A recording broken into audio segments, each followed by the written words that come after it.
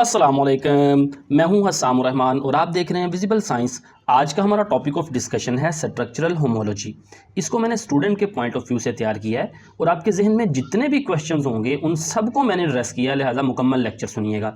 Homology कहते हैं दो मुख्तलिफ स्पीशीज़ में मौजूद कॉमन करैक्टर, यानी कोई common gene, common protein, similarity in the 3 dimensional structure of protein और other macromolecule due to shared ancestry, यानी दो मुख्तलिफ जानदारों में प्रोटीन का स्ट्रक्चर सेम होना। मसलन ये एक प्रोटीन का स्ट्रक्चर है, ये प्रोटीन का स्ट्रक्चर आपको तकरीबन ज़रा कम विजिबल है, आपकी बुक पे ग्रे कलर में बना हुआ है, बड़ा लाइट सा, तो उनमें सेम स्ट्रक्चर होना, इसको हम स्ट्रक्चरल होमोलॉजी कहते हैं। ये किस वजह से हो सकता है कि इन दोनों जानदारों के जो इंसेस्टर हैं वो शायद कॉमन हो, शेयर्ड इंसेस्ट्री।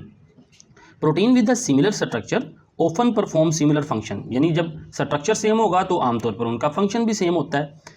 इसका फ़ायदा क्या है, यानी हम स्ट्रक्चरल होमोलॉजी को स्टडी क्यों करते हैं। Number 1, function prediction.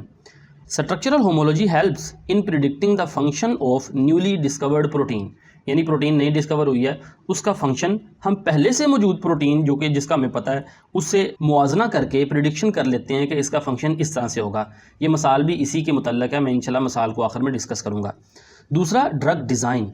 Many drugs are design to interact with the specific protein structure, यानी किसी वायरस या बैक्टीरिया की ख़ास प्रोटीन को हमारी ड्रग्स क्या करती हैं, टारगेट करती हैं। जिस तरह कोरोना वायरस के अंदर, कोरोना वायरस के बाहर जो स्पाइक प्रोटीन है, उस प्रोटीन को हमारी ड्रग टारगेट करती है।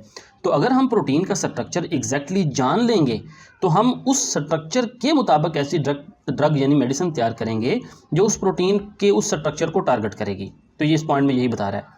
Understanding structural relationship among proteins, मुख्तलिफ प्रोटीन्स के दरमियान क्या स्ट्रक्चरल रिलेशनशिप है, यानी उनका स्ट्रक्चर किस तरह सिमिलर है, ये हम जान लेंगे। Helps in designing more effective and targeted drugs. जितना प्रोटीन का स्ट्रक्चर हमें पता होगा ना, उतना हम टारगेटेड ड्रग बनाएंगे जो एग्जैक्टली उस प्रोटीन के स्ट्रक्चर को डिस्ट्रॉय कर सकती होगी। जाहिर बात है, वायरस या बैक्टीरिया का जो प्रोटीन स्ट्रक्चर होगा उसकी बात हो रही है। नेक्स्ट इंपॉर्टेंस है एवोल्यूशनरी इनसाइट। इनसाइट का मतलब है वसी इंफॉर्मेशन, यानी छुपे हुए राजों को जानना। Provide critical information about protein function and interaction, यानी प्रोटीन के बड़े अहम फंक्शंस के बारे में हम जान लेंगे, उसके इंटरेक्शंस के बारे में जान लेंगे स्ट्रक्चरल होमोलॉजी को स्टडी करके। अंडरस्टैंडिंग एवोल्यूशनरी प्रोसेस, यानी एवोल्यूशन का प्रोसेस भी समझ आएगा कि किस तरह से ये प्रोटीन इनहेरिट हुई मुख्तलिफ जानदारों से अगले जानदारों में। बाकी ये एवोल्यूशनरी के फ्रॉड के हवाले से मैं पहले भी बता चुका हूँ, मज़ीद वीडियोस में आपको लिंक कर देता हूँ, वो देख लीजिएगा। बतौर बायोलॉजी स्टूडेंट्स, एक स्टूडेंट को समझना चाहिए कि एवोल्यूशन का कोई एक सिंगल एविडेंस भी ऐसा नहीं है जिसको आप चैलेंज ना कर सकें। नेक्स्ट, हम स्ट्रक्चरल होमोलॉजी को इस एग्जाम्पल के ज़रिए समझते हैं जिसमें हम एक अननोन प्रोटीन का स्ट्रक्चर प्रिडिक्ट करने की कोशिश करते हैं, मालूम करने की कोशिश करते हैं। यहाँ पे हमारे पास एक प्रोटीन है जो कि आपकी बुक में पर्पल कलर में बनी हुई है। इसका 3 डायमेंशनल स्ट्रक्चर हम जानते हैं और इसके अमीनो एसिड्स की तरतीब भी हम जानते हैं, यानी W एक अमीनो एसिड है, N अलहदा अमीनो एसिड है, T अलहदा अमीनो एसिड है। और ये एक प्रोटीन का स्ट्रक्चर जो कि ग्रे कलर में बना हुआ है, ये अननोन है, इसको हम नहीं जानते। हाँ, अलबत्ता इसके अमीनो एसिड्स का सीक्वेंस हम जानते हैं, यानी अमीनो एसिड का सीक्वेंस हम जानते हैं और 3 डायमेंशनल स्ट्रक्चर हम नहीं जानते। तो स्ट्रक्चरल होमोलॉजी से हम इसकी प्रेडिक्शन करेंगे। कैसे करेंगे? सबसे पहले हम सीक्वेंस अलाइनमेंट करेंगे। सीक्वेंस अलाइनमेंट कहते हैं process of matching the amino acid sequence of 2 proteins to find region of similarity, यानी इन दोनों प्रोटीन के जो अमीनो एसिड का सीक्वेंस है ना, इनको मैच करेंगे ताकि हम जान सकें कि इन दोनों सीक्वेंस में कौन से सिमिलर रीजन है और कौन से डिफरेंट हैं। तो यहाँ पे ऊपर पर्पल कलर के अंदर इस प्रोटीन के अमीनो एसिड लिख दिए हमने और नीचे ब्लू कलर के अंदर ये दूसरी अननोन प्रोटीन के अमीनो एसिड्स हमने लिख दिए। अब यहाँ पे देखें, ये शुरू वाला हिस्सा और इस टेम्पलेट प्रोटीन का शुरू वाला हिस्सा और अननोन प्रोटीन का शुरू वाला हिस्सा ये सिमिलर है, और इसी तरह टेम्पलेट प्रोटीन का आखिरी अमीनो एसिड का सीक्वेंस और अननोन प्रोटीन के आखिरी अमीनो एसिड का सीक्वेंस दोनों सिमिलर हैं। हाँ, अलबत्ता ये दरमियान में कुछ रेड कलर में या आपकी बुक में पिंक कलर में जो सीक्वेंस है ये नया है, यानी ये वो सीक्वेंस है जो टेम्पलेट प्रोटीन के अंदर मौजूद नहीं। तो बाकी ये वाला और ये वाला आखिरी, यानी स्टार्ट वाला और आखिरी, ये रीजन सिमिलर हैं, लिहाजा प्रोटीन का स्ट्रक्चर ये बाकी देखें सिमिलर बना हुआ है उसके जैसा, टेम्पलेट प्रोटीन जैसा, ये नीचे ब्लू कलर में। हाँ, ये रीजन जोन सा है ये सिमिलर नहीं है। तो इस रीजन को कंप्यूटेशनल एल्गोरिदम्स की मदद से बनाने की कोशिश की जाती है कि ये इस तरह से होगा अंदाज़न, क्योंकि ये बहुत ज़्यादा अनसर्टेन होता है। तो ये रेड कलर में जो एक्स्ट्रा सीक्वेंस पिंक कलर में बना हुआ है ना, तो ये इस रीजन का सीक्वेंस यहाँ पे बनाया गया है। अब हम इस डायग्राम के मुतल्लिक क्वेश्चंस को डिस्कस करते हैं। ये शुरू में और आखिर में जो डॉट्स हैं इनका क्या मतलब है। Dots show insertion and deletion, यानी डॉट से मुराद इंसर्शन या डिलीशन हो सकती है। इंसर्शन कहते हैं extra amino acid in the target, यानी हमारे इस टारगेट के अंदर अननोन सीक्वेंस के अंदर जो एक्स्ट्रा अमीनो एसिड हैं, जैसा कि ये रेड कलर के अंदर एक्स्ट्रा हैं जो इसमें नहीं है, इनको आप इंसर्शन कहेंगे।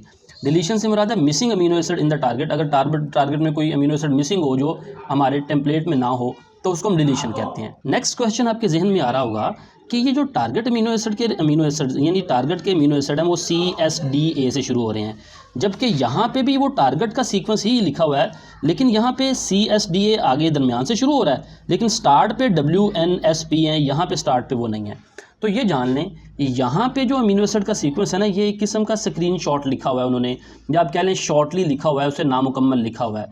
इसके स्टार्ट पे भी अमीनो एसिड्स हैं, आखिर पे भी अमीनो एसिड्स हैं, यानी ये नामुकम्मल लिखा हुआ है। लेकिन जब आपने सीक्वेंस अलाइनमेंट करनी होती है तो तब पूरे सीक्वेंस को लिखना होता है। तो इसके स्टार्ट पे वो जो यहाँ पे नहीं लिखा उसको यहाँ पे लिख दिया।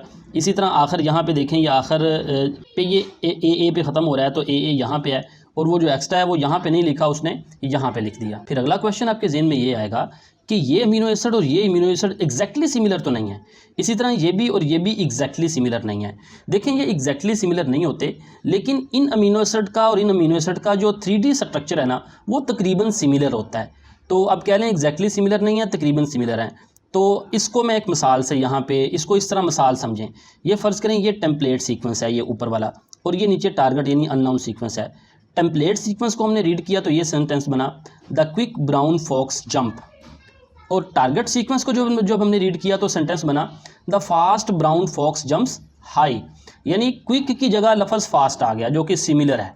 तो यानी इनका जो सीक्वेंस है वो एग्जैक्टली सेम नहीं है लेकिन सिमिलर है, मतलब उसका स्ट्रक्चर सेम बनता है। और इसी तरह जंप्स के बाद एक लफ्ज़ एक्स्ट्रा आ गया हाई, यानी टारगेट सीक्वेंस के अंदर एक एक्स्ट्रा लफ्ज़ आ गया हाई, जिस तरह यहाँ पे ये एक्स्ट्रा सीक्वेंस आ गया। तो इस तरह से आप इसको इस एग्जाम्पल के ज़रिए समझें, यानी बाकी सेंटेंस सेम है, एग्जैक्टली सिमिलर नहीं है, मतलब उसका सेम है, मिलते जुलते हैं, और एक सेंटेंस यहाँ पे एक्स्ट्रा आ गया।